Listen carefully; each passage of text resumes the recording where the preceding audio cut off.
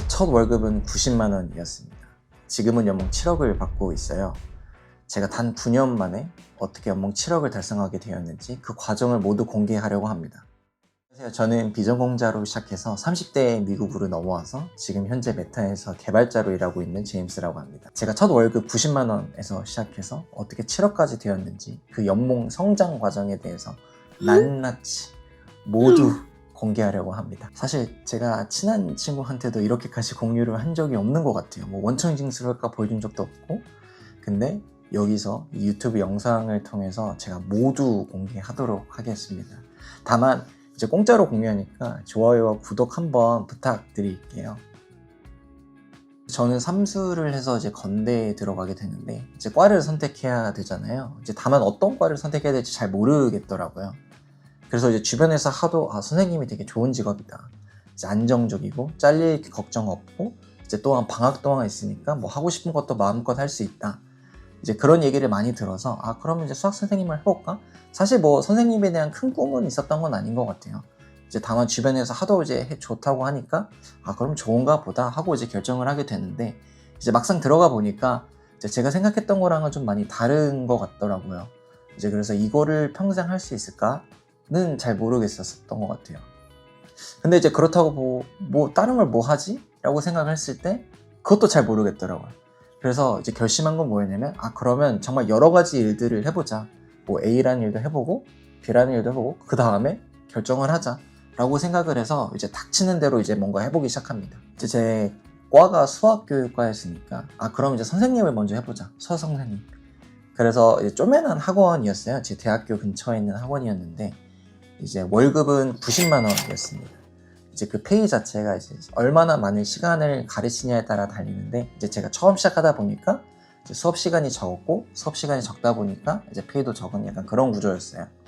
이제 다만 이제 애들을 가르치다 보니까 사실 한국 학생들이 뭐 학원을 좋아서 오겠어요. 이제 부모님들이 이제 보내서 오는 건데, 이제 그러다 보니까 애들이 공부하기 싫어하고, 근데 이제 선생님 입장에서는 이제 어떻게든 이제 가르쳐서 이제 성적을 뽑아내야 되는 이제 구조였는데, 이제 그러다 보니까 스트레스가 상당히 있더라고요.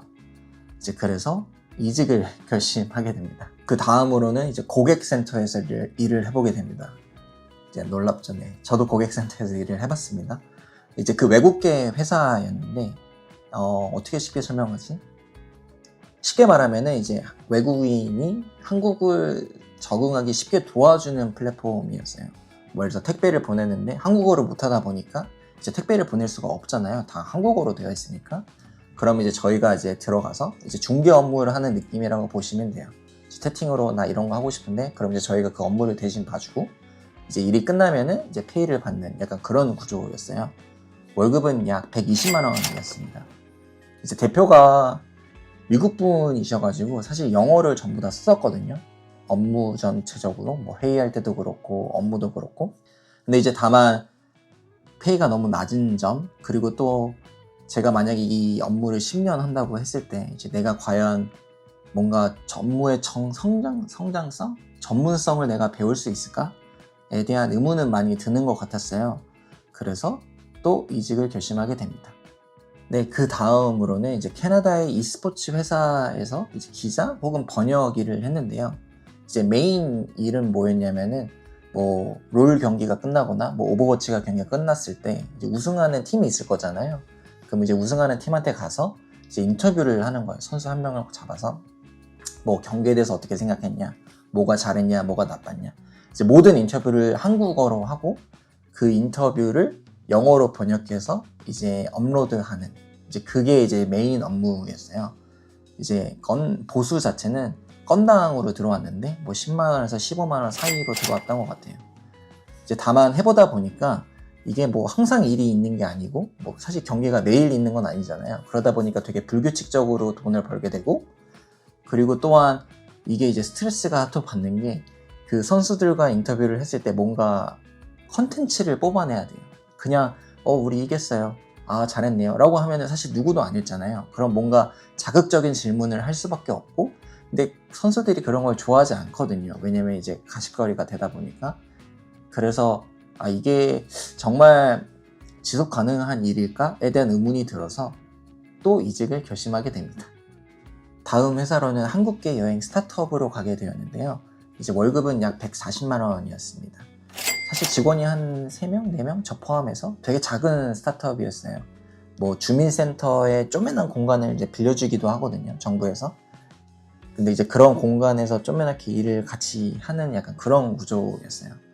이제 한 달 해 보니까 이 회사는 성장할 수 없을 거라는 이제 확신이 들어서 또 이직을 결심하게 됩니다. 이제 그 다음으로는 이제 웹사이트 유지 보수 혹은 개발 일을 하게 됐어요. 이게 이제 보통 건당으로 돈을 받게 되는데 이제 범위 자체는 뭐 되게 간단한 업무 같은 경우는 뭐 5만 원, 좀 복잡하거나 좀 오래 하는 것들은 뭐 100만 원, 뭐 이렇게 받았던 것 같아요.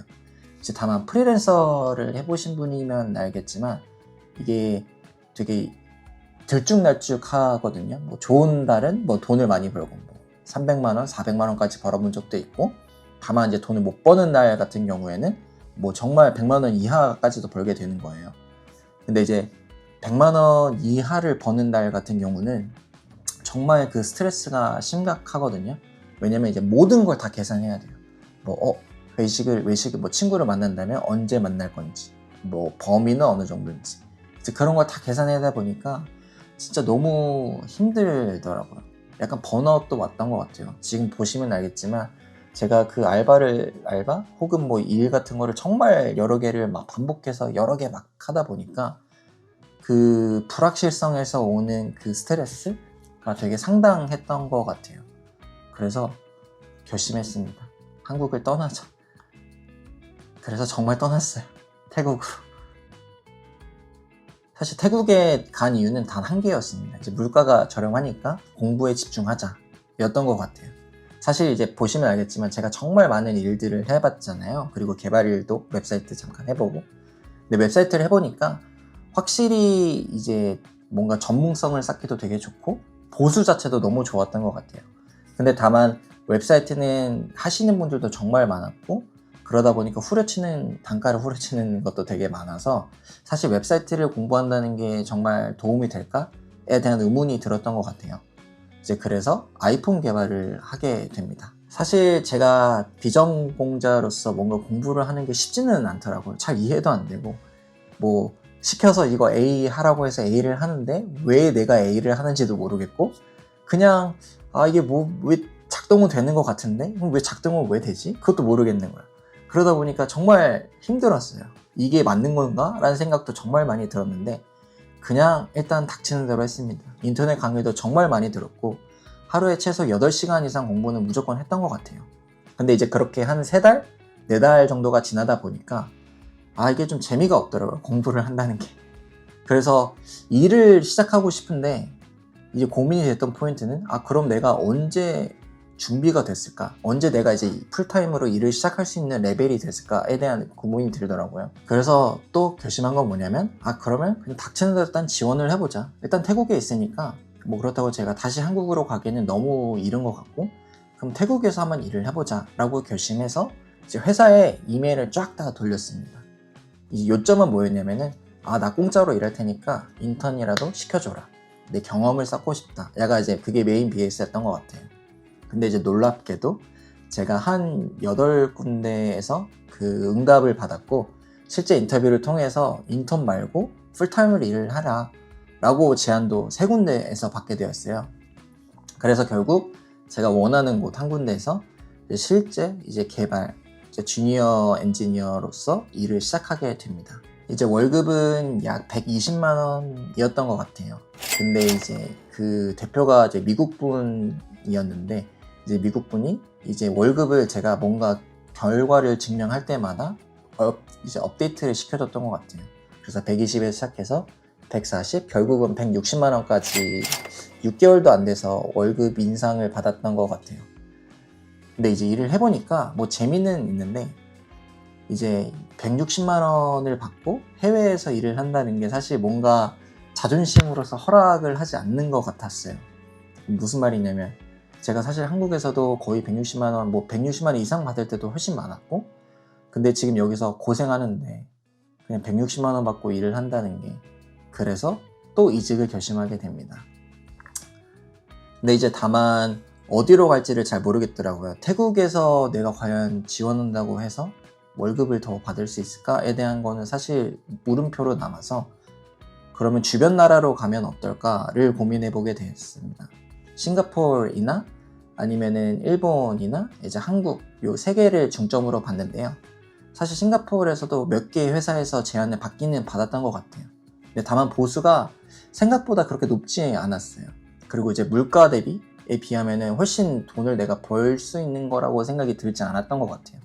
그래서 이제 결론은 일본이나 한국이었는데 일본은 네, 그렇게 뭔가 제안을 받지 못하게 돼서 비자 문제도 있어가지고 그래서 이제 결론은 이제 한국으로 가자로 이제 결심하게 되는 것 같아요. 근데 이제 무작정 갈 수는 없잖아요. 그래서 이제 태국에 있는 동안 회사에 지원을 해보게 됩니다. 제 기대와는 다르게 반응이 되게 좋았던 것 같아요. 이제 여러 스타트업에서 벌써 오퍼를 제가 받았고 태국에 있을 때 카카오뱅크에서 1차 면접도 통과하게 됐어요. 이제 온라인으로 줌으로 봤는데 이제 2차 면접도 혹시 제가 온라인으로 볼 수 있냐라고 하니까 아직 그건 안 된다. 너 한국에 와야 된다. 라고 이제 해서 그러면 이제 결정을 해야 되잖아요. 만약에 제가 한국으로 가게 되면은 사실 뭐 스타트업을 가게 되거나 혹은 카카오뱅크도 갈 수 있다. 이제 이건데 한번 배팅을 해보자 라고 해서 다시 한국으로 돌아가게 됩니다. 이제 결론적으로 말씀드리면은 약 한 7개 회사에서 오퍼를 받았고 이제 선택한 회사는 이제 카카오뱅크였습니다. 이제 이유는 간단한 게 돈을 가장 많이 줘서였던 것 같아요. 이제 원천 기준으로는 약 한 5천만 원을 받았던 것 같아요. 지금 돌이켜보면은 뭐 돈도 좋았지만 정말 좋은 사람들이 많았던 것 같아요. 사실 제가 그 전까지는 뭐 혼자 일하거나 두세 명, 뭐 되게 작은 스타트업들이 대부분이었던 것 같은데 이제 카카오뱅크 같은 경우는 뭐 그러니까 모바일 개발하시는 분만 뭐 30명이 됐고 그 사람들이 정말 잘하신 분들이 많았거든요. 이제 그러다 보니까 같이 일하면서 제가 정말 많이 배웠던 것 같아요. 제가 3년 동안 혼자 배운 것보다 이제 그렇게 같이 일을 하면서 3개월, 그 6개월 동안 배운 게 훨씬 더 깊이가 있었던 것 같고 더 많이 배웠던 것 같아요. 그리고 이제 사람들도 정말 좋았던 게 이제 같이 일하면서 뭔가 제가 흔히 생각했던 그 한국의 수직적인 관계?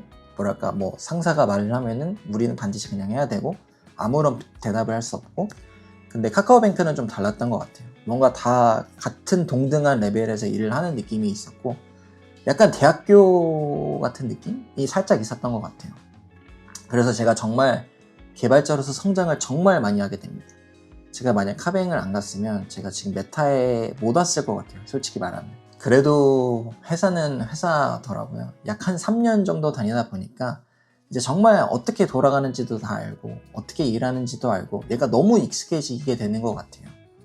그러다 보니까 저도 약간 나태해지게 되고 왜냐면 이제 뭔가 새로운 게 나왔을 때 예전처럼 공부를 하지 않게 되고 뭔가 이게 생활 때문인지 아니면 그냥 제 개인적인 문제인지는 모르겠지만 뭔가 되게 그냥 하기가 귀찮게 되더라고요.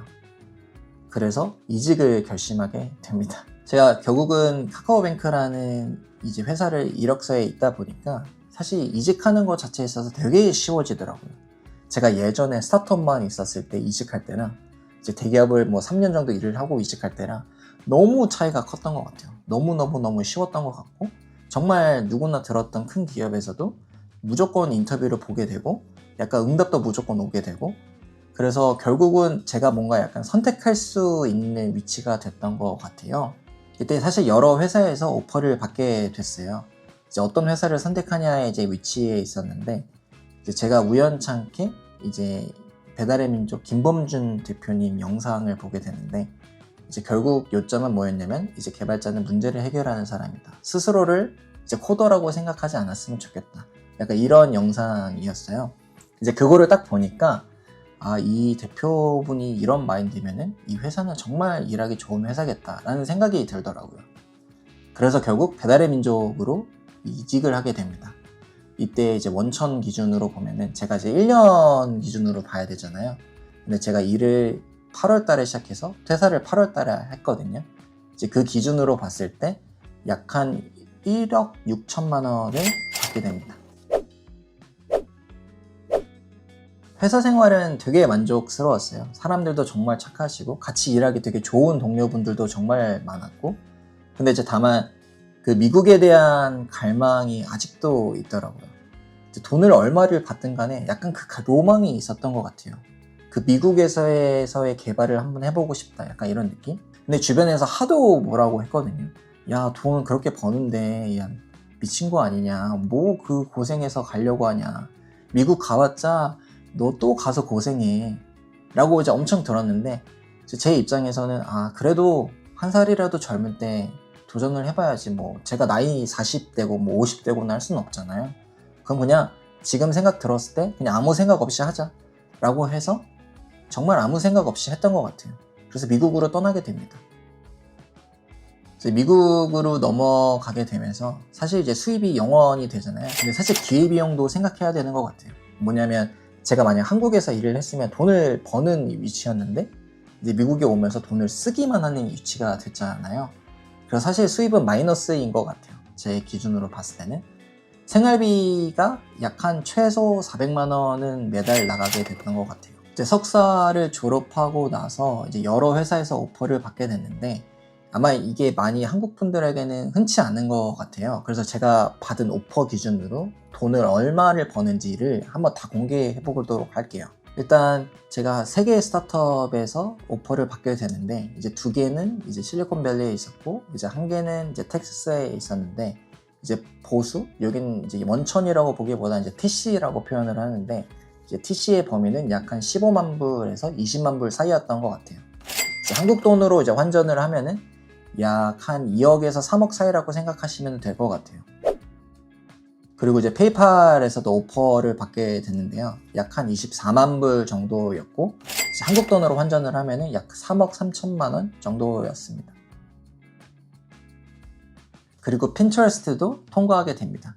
약간 하나를 이해해야 되는 게 있는 게, 이제 미국은 약간 인터뷰 프로세스가 조금은 다른 것 같아요. 이제 무슨 말이냐면은 그 보통 인터뷰를 통과하게 되면은 이제 팀 배칭 프로세스라고 해서 어떤 팀에 네가 갈 수 있는지 약간 매칭하는 프로세스를 거르게 되거든요. 이제 핀터레스트에서 결국 인터뷰를 통과해서 팀 배칭으로 갔는데, 제가 원래 가려고 했던 자리가 이미 뽑히게 된 거예요. 그래서 결국은 일십을 당했습니다.